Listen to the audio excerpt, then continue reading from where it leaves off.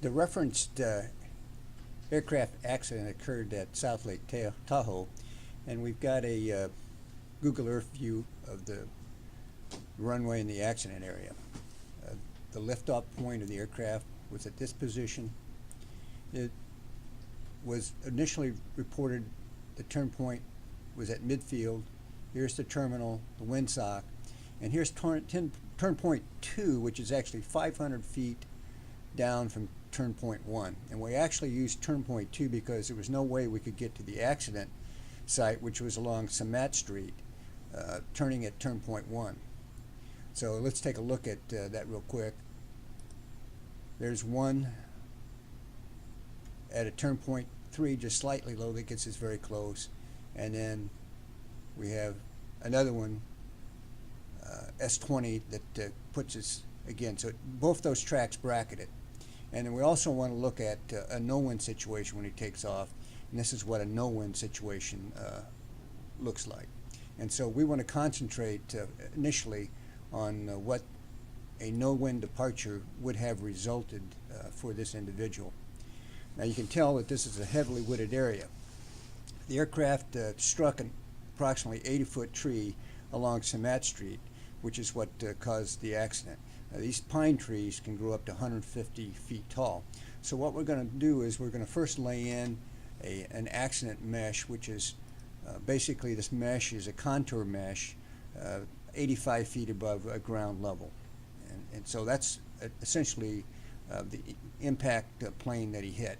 And we also want to look at a 150-foot mesh laid on top of it, because 150-foot trees are out there, and he may have had to dodge those before he finally couldn't dodge any longer, and the impact load tree at 85 feet became overwhelming. So let's take a look at what this flight looks like on a no-wind day with the exact conditions for the accident, and see what we're going to actually see what the pilot saw.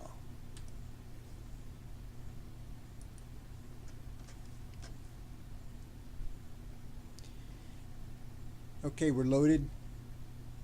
I'm going to pause this real quick and talk about what you're actually seeing. The Google Earth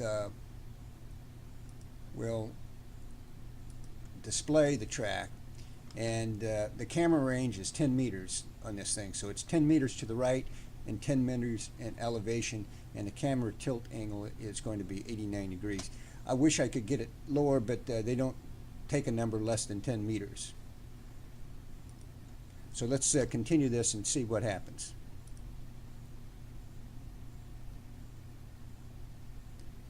Okay, we're back on the track. We're flying the elevated path. You can see the 150-foot tree mesh below us, flying comfortably. Well, maybe not real comfortably, but it's clearing the terrain.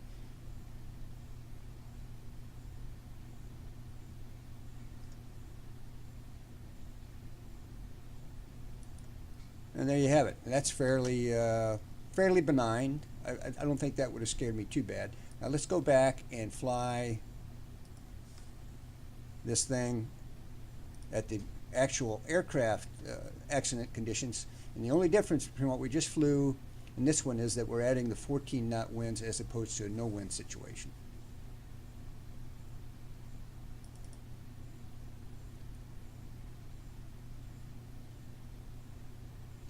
And there's the track, and now we're going to fly it.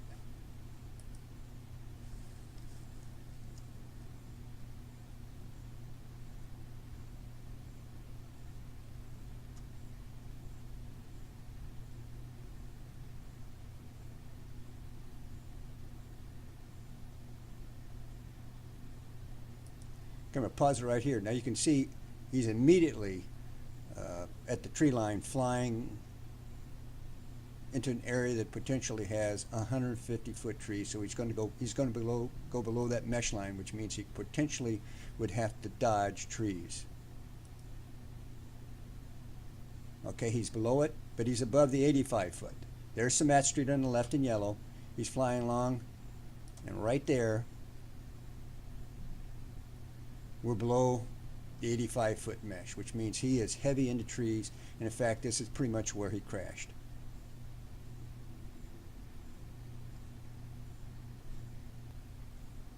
Before I did the engineering analysis, I found it hard to believe that a 14-knot headwind could make that kind of difference in the climb performance to downwind.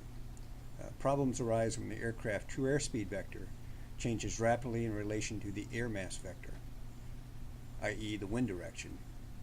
When this happens in certain situations, there is not enough excess energy available to accelerate to the ever-increasing ground speed required for flight, while the indicated airspeed remains constant, without trading altitude or climb rate for airspeed.